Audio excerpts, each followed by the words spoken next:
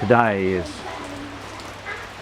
May Day, the 1st of May 2016, and a raining day, but we're having an international day with food. Thank you very much.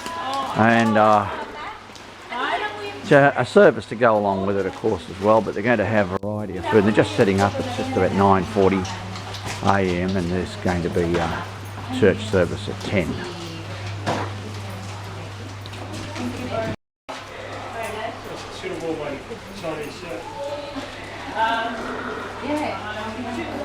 Anyway, preparations still continue. We'll get a bit more later.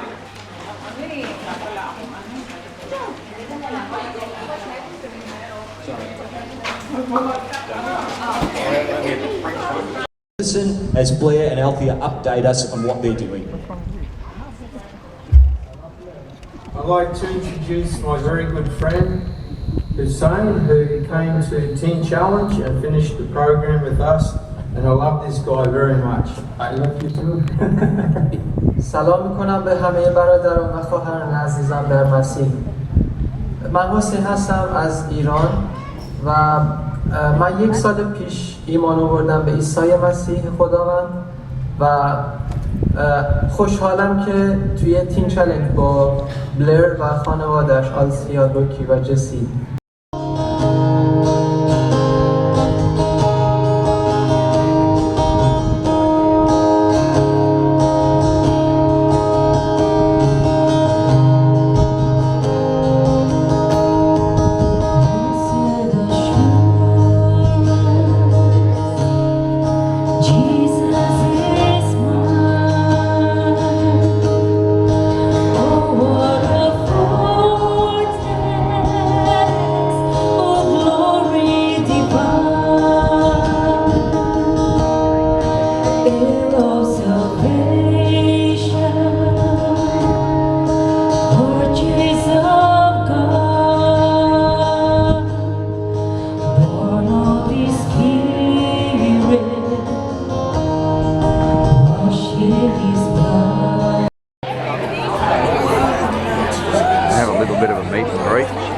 often happens in churches anyway. There you go. It's only like I call a medium-sized church, not very large, but it's quite friendly, and it's always good to come and hear the service here.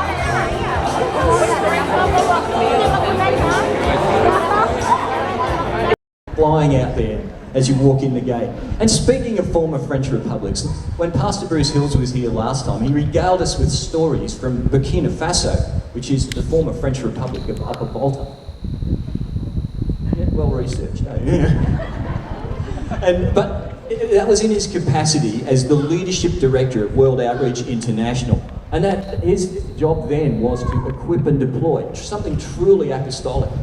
But now, he's about to take over as the CEO, the president, international director. That sounds more impressive, doesn't it? Of World Outreach International. So why don't you welcome this morning our guest speaker, Pastor Bruce Hills. Hello, good morning everybody. Good morning. You speak English here? Okay. Would you prefer French? I can't speak French, but it sounds impressive, doesn't it? Really great to be back with you again. I haven't been at this church for 4 years, so I'll try and preach a better sermon to come back a little bit more often as well. But before I start into the message, I want to say a really big thank you for the partnership and the support of this church in doing what we are doing in the developing world. Represent England against Australia in the very first Ashes test. He was very popular, he was well known right across the country. But then his brother George got very sick, and he was sitting beside his brother's bed, and his brother was hovering between life and death, and these are CT's own words. He said, "Now what is all the popularity of the world worth to George? What is all the fame and flattery worth? What is it worth to possess all the riches in the world when a man comes to face eternity?" And something happened inside of his own heart. His brother recovered, but something happened in him that irrevocably changed his life.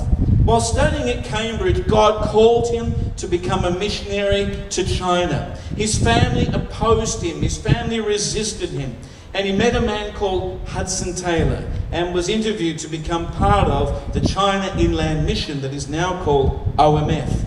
We've got a couple of things, however, that we want to do before we come to that point. Today, it's a big day because we are praying for Paula and for Leanne, and we are commissioning them and sending them out. They literally hop on an aeroplane tomorrow and fly to the Philippines. Some of you are not aware, I guess, of the broader situation here, the broader story behind Paula in the Philippines. We sent them as a church there nearly 18 months ago, not quite 18 months ago. And they weren't there very long and actually became very sick. And Paula's going to fill us in on some of the details about that. We weren't sure whether he could get the medicine he needed in the Philippines, whether we could get him back to Australia. But as it worked out, he passed away in the Philippines in quite a horrific way. And no one would have blamed Paula when she came back to Australia that she would decided to just stay here and be with her grandkids and be with her family and live out the rest of her days here. Being here this morning, and I'd like to take this opportunity to thank CENTRO for your love and your support over the last 16 months. So I'd just like to give you a little bit of background about what went down over there. Ashley had been diagnosed in the Philippines with pneumonia and tuberculosis. However, nothing seemed to really fit with me, and so on returning his body to Australia, we were able to have an autopsy performed. This autopsy did reveal that he had cancer through much of his body.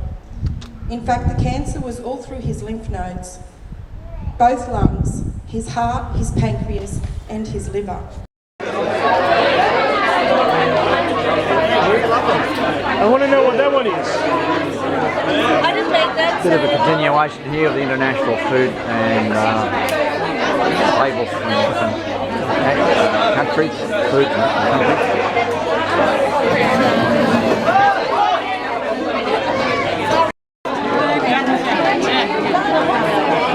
This is a Filipino table. And these lovely ladies have gone to a lot of trouble here. They've got dressed up and the food is on the table.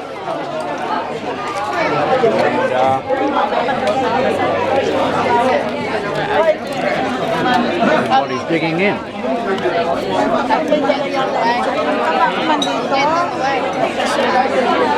Well, you start at the other end.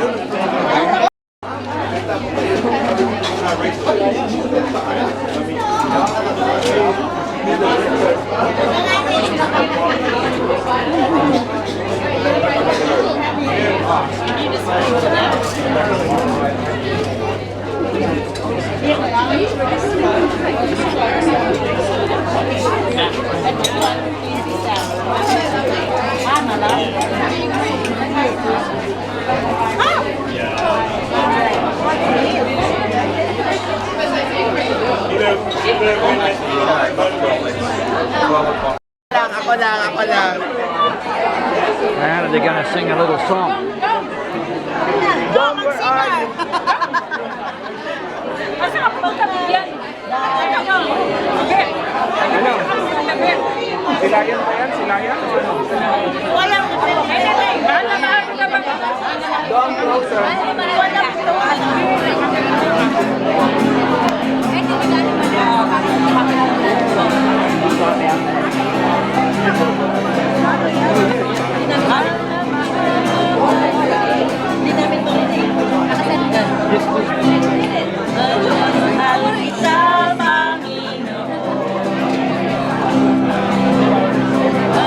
Mahal kita